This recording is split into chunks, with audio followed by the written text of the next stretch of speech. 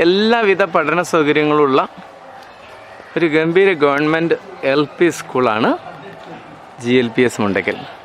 പക്ഷെ ഇവിടുത്തെ ഒരു പ്രധാനപ്പെട്ട പ്രശ്നം ഇവിടെ കുട്ടികൾ കുറവാണ് എന്നുള്ളതാണ്. കുട്ടികൾ കുറവാണെന്ന് പറഞ്ഞാൽ വളരെ വളരെ കുറവാണ്.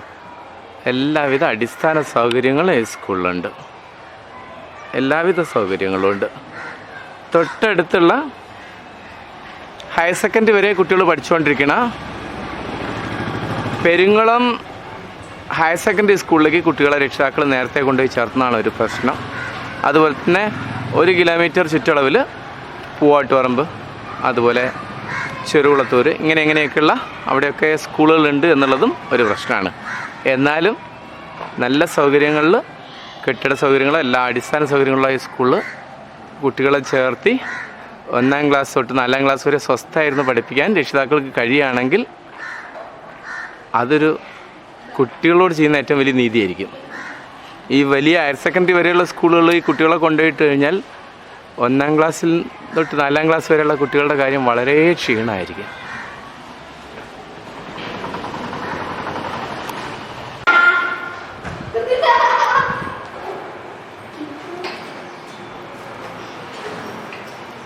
നല്ല സൗകര്യങ്ങളിലേക്ക് ഉയർത്താൻ പറ്റുന്ന ഒരു സ്ഥാപനമാണിത്.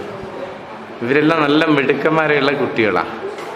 അടിപൊളി നല്ല കഴിവുകളുള്ള കുട്ടികളാണ്.